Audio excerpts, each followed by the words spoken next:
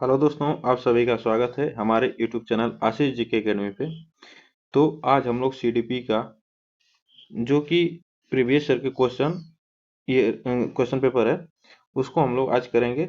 और आप लोग जितने लोग हैं सीटेट पास करना चाहते हैं तो आप लोग सभी लोग प्रीवियस ईयर के सभी पेपर आप लोग कर जाइए, सभी प्रैक्टिस कर जाइए, जिससे आपको बहुत बेनिफिट मिलने वाली है। जिससे कि 60% आपको फायदा मिलेगा प्रीवियस ईयर के पेपर से। तो आप सभी लोग प्रीवियस ईयर के पेपर जरूर करिए और आपको 60% इससे फायदा मिलेगा। तो चलिए आप लोग को हम प्रैक्टिस कराते हैं। और आप लोग जो लोग नए जुड़ रहे हैं चैनल पे, चैनल को सब्सक्राइब कर लीजिए और बेल आइकन को दबा लें, जिससे वीडियो का नोटिफिकेशन आप तक पहुंचता रहे। तो हम प्रैक्टिस सेट आपका प्रीवियस ईयर का रोज रोज हम लोग लेकर आएंगे।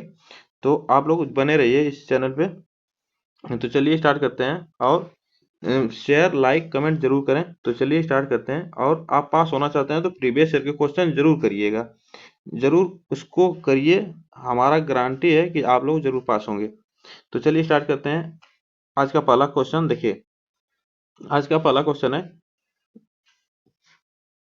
आज का पहला क्वेश्चन, एक खेल खेल क्रिया के दौरान चोट लगने पर रोने लगा। यह देखकर उसके पिता ने कहा, लड़कियों की तरह व्यवहार न करो, लड़के रोते नहीं हैं। पिता का यह कथन क्या दर्शाता है? तो देखिए, लैंगिक रूढ़िवादिता को दर्शाता है, लैंगिक रूढ़िवादिताओं को चुनौती देता है, लैंगिक भेदभाव को और लैंगिक समानताओं को बढ़ावा देता है। तो उसके पिता का क्या कहना है कि वो लड़कियों की तरह रोने लगता है। तो यह उसके पिता का क्या कहना है, मतलब है कि वह लैंगिक रूढ़िवादिता को दर्शाता है। ऑप्शन इसमें हमारा कौन सा सही होगा? तो ऑप्शन हमारा इसमें फर्स्ट सही होगा। वह क्या करता है? लैंगिक रूढ़िवादिताओं को दर्शाता है, जिससे कि लड़कियों की तरह रोने लगता है। तो यह ऑप्शन इसमें हमारा फर्स्ट सही है। आप लोग इसको जरूर करिएगा। चलिए नेक्स्ट चलते हैं आगे। क्वेश्चन नंबर, आप लोग को हिंदी वाला क्वेश्चन ही कराते हैं, ठीक? तो देखिए चलिए, क्वेश्चन नंबर सेकेंड। एक प्रगतिशील कक्षा में क्या होगा? अध्यापक को अटल पाठ्यक्रम का पालन करना चाहिए, विद्यार्थियों में प्रतिस्पर्धा पर बल देना चाहिए, ज्ञान की संरचना के प्रचुर मौके प्रदान करना चाहिए और विद्यार्थियों को उनके अकादमिक अंकों के आधार पर नामांकित करना चाहिए। तो क्या करता है एनसीएफ, क्या करता है कि बच्चों को उसके मौके देना चाहिए, प्रचुर मात्रा में मौका प्रदान करना चाहिए और उसकी ज्ञान की संरचना को बढ़ावा देना चाहिए। तो ऑप्शन हमारा कौन सा सही होगा? जिसमें ऑप्शन हमारा थर्ड सही होगा, जो कि ज्ञान की संरचना को बढ़ावा देना और प्रचुर मौके देना, उसको मतलब मौका देना, यह प्रगतिशील शिक्षा का उद्देश्य है। कक्षा में यह अध्यापक को करना चाहिए। ऑप्शन इसमें हमारा थर्ड सही है। नेक्स्ट चलते हैं आगे। Question number third. एक गतिविधि के दौरान छात्रों को संघर्ष करते देख एक अध्यापिका बच्चों को संकेत और इशारे जैसे क्या, क्यों, कैसे प्रदान करने का फैसला लेती है। लेव वाइगोस्की के सिद्धांत के अनुसार अध्यापिका की यह योजना है। तो अध्यापिका की यह योजना है, आपको बताना है बच्चों को अधिगम के लिए अनुत्प्रेरित या निष्प्रेरित करना। ठीक, तो बच्चों को उसको अधिगम के लिए क्या करना? निष्प्रेरित नहीं करना चाहिए, उसको डिमोटिवेट नहीं करना चाहिए, जिससे बच्चे को बढ़ावा देना चाहिए। अधिगम के लिए पाठ आधारभूत संरचना का काम करेगी। छात्रों में प्रत्याहार निकास प्रवृत्ति पैदा करना, अधिगम की प्रक्रिया में अर्थहीन होना। तो इसमें क्या आता है? अधिगम के लिए उसको पाठ मतलब ढांचा, स्क्वायर फोल्डिंग की बढ़ावा देना चाहिए सीखने के लिए बच्चों को। तो ऑप्शन इसमें हमारा कौन सा सही होगा? तो ऑप्शन हमारा सेकंड सही होगा इसमें। ठीक, इसमें हमारा ऑप्शन सेकंड सही होगा। आप लोग जरूर इसको करिए। चलिए नेक्स्ट चलते हैं आगे। Question number fourth. Question number fourth, बच्चों के सामाजिककरण के संदर्भ में निम्न में से कौन सा कथन सही है? तो कौन सा कथन सही है आपको बताना है। तो यह विद्यालय सामाजिकरण का एक द्वितीय कारक है और परिवार प्राथमिक कारक है। तो ऑप्शन हमारा पहला इसमें सही है। इसमें हमारा पहला ही ऑप्शन सही है, जो कि देखिए विद्यालय क्या है? सामाजिकरण का है, द्वितीय कारक है, और परिवार क्या है? इसका प्राथमिक कारक माना जाता है। तो आप लोग इसको जरूर याद रखिएगा। चलिए हम सेकंड ऑप्शन भी पढ़ लेते हैं। विद्यालय सामाजिकरण का यहाँ प्राथमिक कारक दिया है, असमकक्षीय सामाजिकरण के द्वितीय कारक हैं। तो ये ऑप्शन हमारा गलत है। समकक्षीय सामाजिकरण के प्राथमिक कारक और परिवार समाजीकरण का एक द्वितीय कारक है। तो अभी बताएं प्राथमिक परिवार क्या होता है, समाजीकरण का प्राथमिक कारक होता है और विद्यालय हमारा द्वितीय कारक होता है। और नेक्स्ट चलते हैं, परिवार एवं जन संचार दोनों समाजीकरण के द्वितीय कारक होते हैं। तो यह परिवार, देखिए परिवार और जन संचार क्या होता है, प्राथमिक कारक माने जाते हैं। ऑप्शन हमारा इसमें क्या होगा, फर्स्ट ही सही है, यह फर्स्ट हमारा सही है इसमें। नेक्स्ट चलते हैं आगे, क्वेश्चन नंबर 5। बहुबुद्धि सिद्धांत जोर देता है। बहुबुद्धि सिद्धांत किस पे जोर देता है, बुद्धि लब्धि केवल वस्तुनिष्ठ परीक्षणों द्वारा ही मापी जा सकती है। यह आयाम में बुद्धिमत्ता एवं अन्य सभी आयामों में बुद्धिमत्ता निर्धारित करती है। बुद्धिमत्ता की विभिन्न दशाएं, बुद्धिमत्ता में कोई व्यक्तिगत विभिन्नताएं नहीं होती हैं। तो आपको बताना है कौन सा ऑप्शन इसमें हमारा सही होगा। देखिए जो बुद्धिमत्ता होती है, बुद्धिमत्ता की मतलब हार्वर्ड गार्डनर ने बहुबुद्धि सिद्धांत दिया है। तो आप बहुबुद्धि सिद्धांत दिया है, तो इसमें क्या होता है, बहुबुद्धि सिद्धांत को बढ़ावा देना में अलग अलग बुद्धि होती है, विभिन्न तरह की दशाएं होती हैं, विभिन्न तरह की बुद्धि होती है। तो हार्वर्ड गार्डनर ने 9 प्रकार की बुद्धि बताई है। ऑप्शन इसमें हमारा थर्ड सही होगा, बुद्धिमत्ता की विभिन्न दशाएं। ऑप्शन इसमें हमारा फर्स्ट, ऑप्शन हमारा इसमें थर्ड सही है। ठीक, नेक्स्ट चलते हैं क्वेश्चन नंबर 6। लॉरेंस कोहलर के सिद्धांत के अनुसार किसी कार्य को इसलिए करना क्योंकि दूसरे इससे स्वीकृत हो देते हैं, नैतिक विकास के डैश को चरण को दर्शाता है। तो प्रथा पूर्व, प्रथागत, उत्तर प्रथागत, अमूर्त, संक्रियात्मक। तो किसको करता है नैतिक विकास? नैतिक विकास का सिद्धांत किसने दिया? तो लॉरेंस कोहलर के सिद्धांत के अनुसार या नैतिक विकास के सिद्धांत दिए हैं। तो आपको बताना है कौन सा ऑप्शन इसमें हमारा सही होगा। तो देखिए नैतिक विकास के सिद्धांत जो प्रथागत होता है, यह प्रथागत होता है को चरण को दर्शाता है, या प्रथागत चरण को दर्शाता है। ऑप्शन इसमें हमारा सेकंड सही है। ठीक, नेक्स्ट चलते हैं क्वेश्चन नंबर 7। लेव वाइगोस्की का सामाजिक सांस्कृतिक परिप्रेक्ष्य अधिगम प्रक्रिया में डैश डैश महत्व पर जोर देता है। तो देखिए आप जानते हैं कि लेव वाइगोस्की ने सामाजिक सांस्कृतिक का सिद्धांत दिया है, सामाजिक सांस्कृतिक सिद्धांत दिया है। तो सांस्कृतिक उपकरणों पर, गुणारोपण पर, अभिप्रेरणा पर, संतुलितकरण पर किस पे बल देता है, तो आपको बताना है। तो देखिए आप इससे ही जान सकते हैं कि लेव वाइगोस्की ने सामाजिक सांस्कृतिक विकास पर सिद्धांत दिया, तो यह किस पे बढ़ावा देते हैं, तो यह किस पे देते हैं, तो यह जोर देते हैं सांस्कृतिक उपकरणों पर। तो आप लोग इसको जरूरी करिएगा। नेक्स्ट चलते हैं क्वेश्चन नंबर, ठीक, जीन पियाजे ने अपने संज्ञानात्मक विकास के सिद्धांत में संज्ञानात्मक संरचना को डैश डैश के रूप में वर्णित करते हैं। मनोवैज्ञानिक उपकरणों पर, उद्दीपक अनुक्रिया संबंधों पर, विकास का समीपस्थ क्षेत्र पर, स्कीमा मनोबल पर। तो स्कीमा मनोबल पर किस पे संरचनात्मक सिद्धांत को के रूप में वर्णित करता है, तो आपको बताना है कि यह किस पे करता है, स्कीमा मनोबल पर यह करता है, जो कि स्कीमा यह बढ़ावा देता है संरचना संज्ञानात्मक संरचनाओं के रूप में वर्णित करता है। तो ऑप्शन इसमें हमारा फोर्थ सही होगा। ठीक, और जीन पियाजे ने संज्ञानात्मक विकास के सिद्धांत भी दिए हैं, आप लोग इसको जरूर याद रखिएगा। नेक्स्ट चलते हैं आगे, क्वेश्चन नंबर, जीन पियाजे के संज्ञानात्मक विकास। देखिए संज्ञानात्मक विकास के सिद्धांत में पूर्व संक्रियात्मक अवस्था में विकास का मुख्य गुण क्या होता है? तो पूर्व संक्रियात्मक अवस्था में विकास का मुख्य गुण क्या होता है? अमूर्त सोच का विकास, विचार सोच में केंद्रीकरण, परिकल्पित निगमनात्मक सोच और संरक्षण और पदार्थों को क्रमबद्ध करने की क्षमता। तो आपको बताना है कौन सा करता है। तो देखिए पूर्व संक्रियात्मक अवस्था होती है 2 से 7 वर्ष होती है। पूर्व संक्रियात्मक अवस्था 2 से 7 वर्ष होती है। तो यह विचार और सोच को में केंद्रीकरण करने का प्रयास करती है, मुख्य गुण इसका होता है। यह पूर्व संक्रियात्मक का यह मुख्य गुण है, विचार और सोच में केंद्रीकरण। ऑप्शन हमारा इसमें सेकंड सही है। नेक्स्ट चलते हैं आगे, विकास के संदर्भ में निम्न में से कौन सा कथन सही है? विकास के संदर्भ में निम्न में से कौन सा कथन सही है? विकास की दर सभी संस्कृतियों में सभी के लिए समान होना, विकास केवल विद्यालय में होने वाले अधिगम से ही होता है। तो देखिए यहाँ पे क्या है, केवल ये टैग वर्ड है, निगेटिव टैग वर्ड है, जिससे हमारा ऑप्शन यही गलत हो गया। और इसमें विकास केवल बाल्यावस्था के दौरान, तो यह भी हमारा निगेटिव टैग वर्ड है, ये हमारा ऑप्शन ऐसे ही गलत हो गया। ऑप्शन हमारा कौन सा सही होगा? तो विकास बहुआयामी होती है। तो विकास क्या होती है, ऑप्शन हमारा इसमें फोर्थ सही होगा। विकास क्या होता है, चारों दिशा में होती है, हर एक दिशा में होती है, बहुआयामी सभी दिशा में होती है विकास। तो ऑप्शन हमारा इसमें फोर्थ सही होगा, ठीक है ना। नेक्स्ट चलते हैं आगे, क्वेश्चन नंबर 11। जन्म से किशोरावस्था तक बच्चों में विकास किस क्रम में होता है। तो जन्म से किशोरावस्था तक बच्चों में विकास किस क्रम में होता है, आपको बताना। संवेदिक, अमूर्त, अमूर्त और नहीं, मूर्त और अमूर्त, और मूर्त, संवेदिक, मूर्त।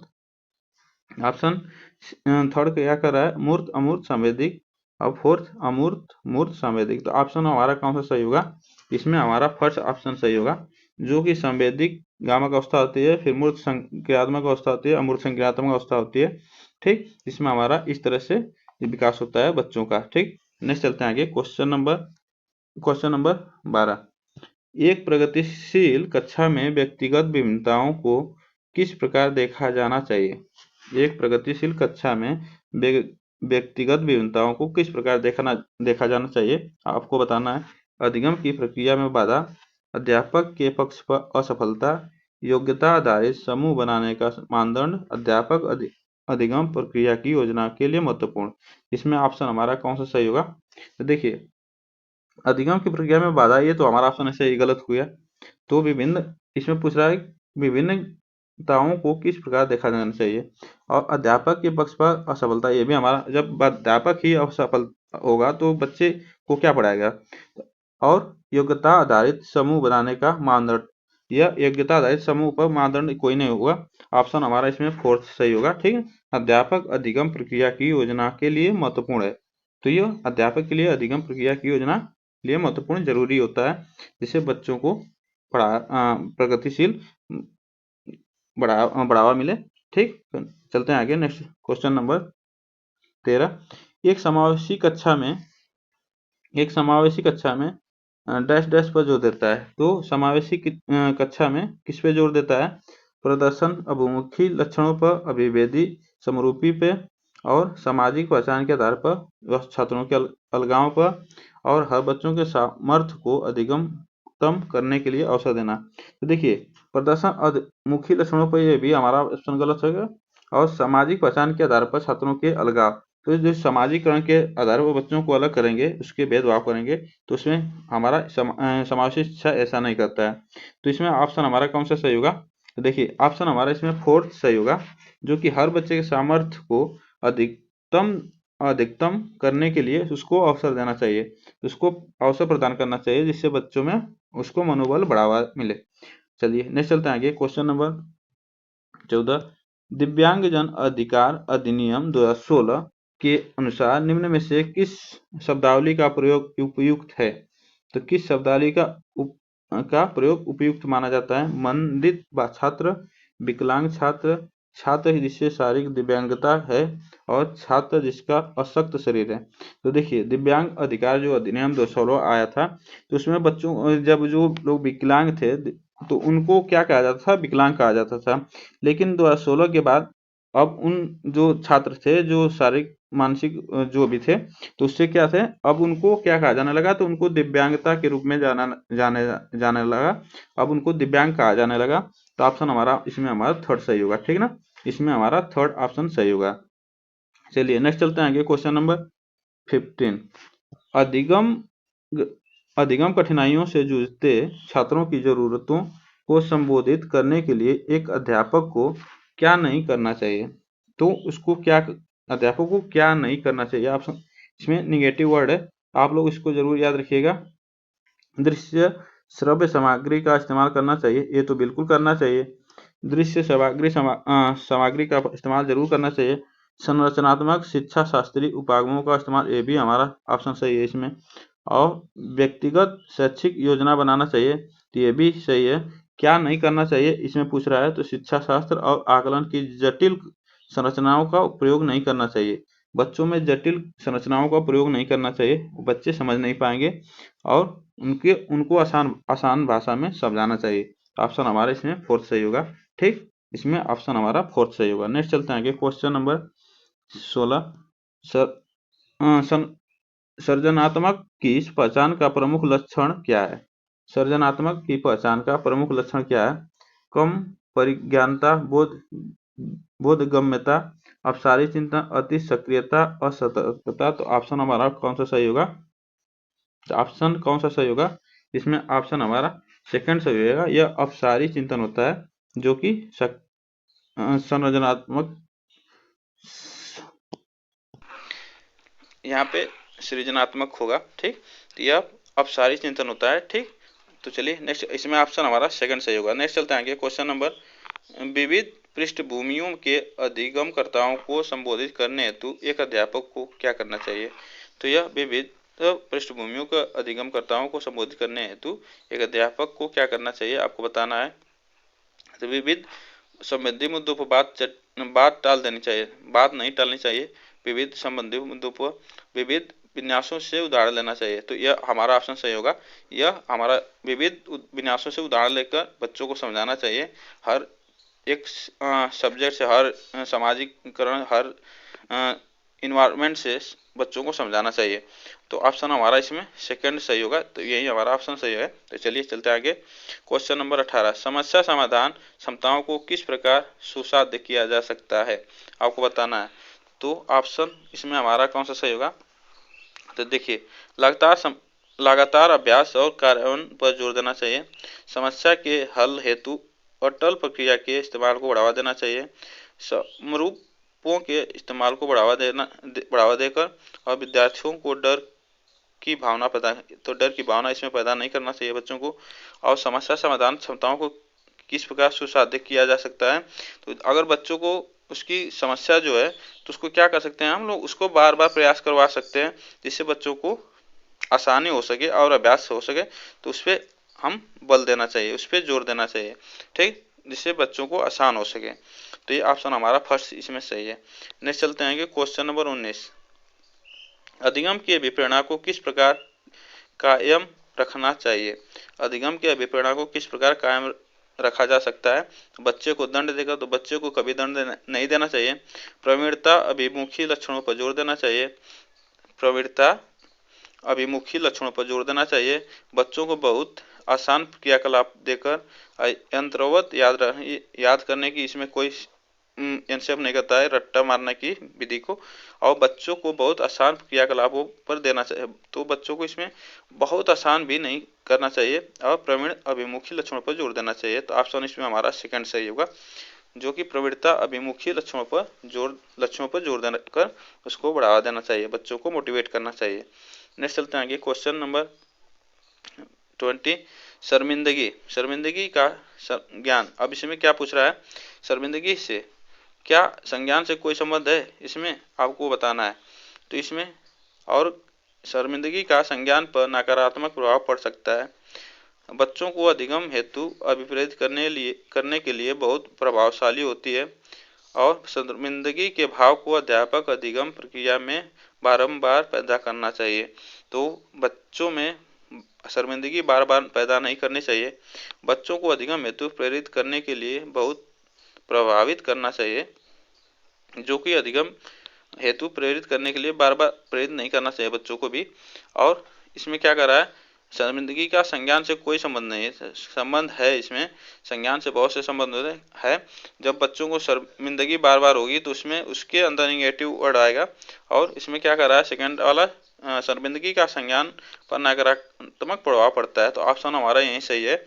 शर्मिंदगी से क्या होता है, बच्चों पर नकारात्मक प्रभाव पड़ता है, बार बार उसको शर्मिंदा नहीं करना चाहिए। नेक्स्ट चलते हैं आगे। क्वेश्चन नंबर 21, निम्न में से अध्यापक अधिगम का सबसे प्रभावशाली माध्यम कौन सा है? तो निम्न में से अध्यापक अधिगम का सबसे प्रभावशाली माध्यम कौन सा है, आपको बताना है। तो कौन सा है? विषय वस्तु को यंत्रवत याद रखना, यंत्रवत याद नहीं कराना चाहिए बच्चों को। बिना विश्लेषण के अवलोकन करना चाहिए, ये भी गलत है हमारा। अनुकरण नकल, ये भी हमारा गलत है, अनुकरण नकल नहीं करना चाहिए बच्चों को। और बच्चों को क्या करना चाहिए प्रभावशाली बनाने के लिए, तो उसको संकल्पनाओं के मध्य जो बीच से संबंध को खोजना चाहिए, उसके मध्य को उसके संकल्पनाओं को खोजना चाहिए, उसके अंदर जो अध्यापक की प्रभावशाली जो गतिविधि है उसको बढ़ावा देना चाहिए बच्चों को। तो ये ऑप्शन हमारा इसमें सेकंड सही है। नेक्स्ट चलते हैं आगे। क्वेश्चन नंबर 22 एक अध्यापक को दिए गए किसी कार्यकलाप में छात्रों की विभिन्न त्रुटियों का विश्लेषण करना चाहिए। तो विभिन्न त्रुटियों का विश्लेषण करना चाहिए कार्यकलाप के में छात्रों की विभिन्न त्रुटियों का। तो आपको बताना है कौन सा ऑप्शन इसमें हमारा सही होगा। देखिए, इसके आधार पर वह दंड की मात्रा आधारित कर सकती है। तो इसमें दंड का कोई बात नहीं होती है। ऑप्शन हमारा इसमें गलत हो गया। ठीक, त्रुटियों की समझ और अध्यापन अधिगम प्रक्रिया के लिए अर्थपूर्ण होना चाहिए, ये हमारा ऑप्शन सही है। त्रुटियों की समझ होनी चाहिए और अध्यापक अधिगम प्रक्रिया के लिए महत्वपूर्ण होना चाहिए। ऑप्शन हमारा इसमें सेकंड सही है, यही हमारा ऑप्शन सही है इसमें। तो चलिए, हमारा इसमें देखिए नेगेटिव वर्ड केवल है और इसके आधार पर केवल ज़्यादा त्रुटियां करने वाले छात्रों को दूसरे छात्रों से अलग कर दे, ऐसा नहीं करना चाहिए, ये भी हमारा गलत है। तो इसमें हमारा ऑप्शन कौन सा सही हुआ? तो सेकंड हमारा इसमें ऑप्शन सही है। नेक्स्ट चलते हैं आगे, क्वेश्चन नंबर 23। बच्चों को सीखने में कठिनाई होती है। बच्चों के सीखने में कठिनाई होती है। सूचना अलग अलग टुकड़ों में प्रस्तुत की जाए, वो आंतरिक रूप से अभिप्रेरित हो और अधिगम सामाजिक संदर्भ में हो, विषय वस्तु को बहुरूपों में प्रस्तुत किया गया हो। तो इसमें ऑप्शन कौन सा सही होगा? तो देखिए, बच्चों को सीखने में कठिनाई होती है जब सूचना अलग अलग टुकड़ों में दी जाती है। तो इसमें ऑप्शन हमारा कौन सा सही होगा? फर्स्ट सही होगा। बच्चों को अलग अलग टुकड़ों में सूचना नहीं देनी चाहिए, उसको एक बार ही सूचना दे दी जाए जिससे वह समझ पाए।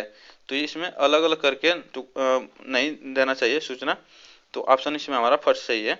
चलते हैं नेक्स्ट आगे, अधिगम की सर्वोच्चतम अवस्था कौन सी है? तो अधिगम की सर्वोच्चतम अवस्था कौन सी है आपको बताना है। उच्च उत्तेजना, उच्च उभय। तो ऑप्शन इसमें आपको बताना है कौन सा सही है चार में से इसमें कौन सा सही है। तो देखिए, अधिगम की सर्वोच्चतम अवस्था कौन सी है? तो संतुलित और उत्तेजना, कोई भय नहीं होनी चाहिए। संतुलित उत्तेजना होनी चाहिए, उसमें कोई भय नहीं होनी चाहिए। ऑप्शन इसमें हमारा कौन सा सही है? थर्ड ऑप्शन हमारा सही है। तो यह हमारी सही है ऑप्शन नंबर थर्ड 24 का। तो 25 क्वेश्चन नंबर, अधिगम का संरचनात्मक विकास यह सुझाव देता है कि ज्ञान की संरचना में बच्चों की कोई भूमिका नहीं होती है। तो ज्ञान की संरचना में बच्चों की कोई भूमिका नहीं होती है, कौन सा ऑप्शन होगा हमारा सही होगा?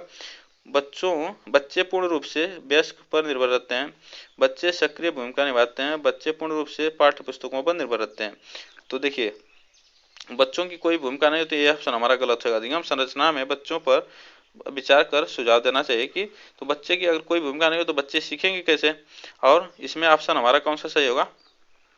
तो इसमें देखिए, बच्चे पूर्ण रूप से वयस्कों पर निर्भर रहते हैं, बच्चे पूर्ण रूप से वयस्कों पर निर्भर नहीं रहते हैं। और थर्ड क्या कर रहा है? बच्चे सक्रिय भूमिका निभाते हैं। तो ऑप्शन इसमें हमारा, बच्चे जो कार्य करते हैं वो मन लगाकर करते हैं, तो यह सक्रिय भूमिका निभाते हैं। वह जो बच्चे कुछ भी कार्य करते हैं उसमें बहुत मन लगाकर अच्छा सक्रिय होकर करते हैं। ऑप्शन इसमें हमारा थर्ड सही होगा। ठीक, नेक्स्ट चलते हैं आगे, क्वेश्चन नंबर 26। अधिगम के लिए निम्न में से कौन सी धारणा उपयुक्त है? अधिगम के लिए निम्न में से कौन सी धारणा उपयुक्त है आपको बताना है। तो कौन सी धारणा उपयुक्त है? योग्यता सुसाध्य, योग्यता अटल, प्रयासों से कोई फर्क नहीं पड़ता, असफलता अनियंत्रित। इसमें ऑप्शन आपको बताना है कौन सा सही होगा। देखिए, अधिगम के लिए इनमें से कौन सा सुसाध्य है, कौन सा धारणा उपयुक्त है? तो यह आपको बताना है। यह ऑप्शन इसमें फर्स्ट सही है, योग्यता सुसाध्य होनी चाहिए, योग्यता सुसाध्य होनी चाहिए, यह धारणा उपयुक्त है। ठीक, नेक्स्ट चलते हैं आगे, क्वेश्चन नंबर 27। निम्न में से कौन सी परिपाटी विद्यार्थियों में संकल्पना समझ में बढ़ोतरी करने में सहायक है? तो आपको बताना है कौन सी बढ़ोतरी करने में सहायक है, आपको बताना है। इम्प्रूव करने में, सेटिंग करने में आपको बताना है। तो प्रतिस्पर्धा, प्रतिस्पर्धाएं, तो आपको बताना है कौन सा सही है। तो देखिए, प्रतिस्पर्धा आधारित नहीं कराना चाहिए। ठीक, ऑप्शन ये हमारा गलत है। और पाठ्य पुस्तक केंद्रित शिक्षा नहीं देनी चाहिए, बार बार परीक्षा नहीं करानी चाहिए, अन्वेषण और वाद संवाद ये करना चाहिए बच्चों में, अन्वेषण और संवाद करना चाहिए जिससे बच्चों में उनकी ज्ञान की, उनकी दिमाग की बढ़ोतरी हो सके, ज्ञान बढ़ सके उन बच्चों में। तो ये ऑप्शन हमारा फोर्थ सही है। ठीक, नेक्स्ट चलते हैं आगे, क्वेश्चन नंबर 28 एक कार्य के दौरान सायना स्वयं से बात कर रही है कि वह कार्य करने पर किस प्रकार प्रगति पर कर सकती है। लेव गोस्की के अनुसार के भाषा और चिंतन सोच के बारे में दिए गए विचारों के अनुसार इस तरह का व्यक्तिगत वाक्य क्या दर्शाता है। तो यह आपको बताना है, यह व्यक्तिगत वाक्य क्या दर्शाता है।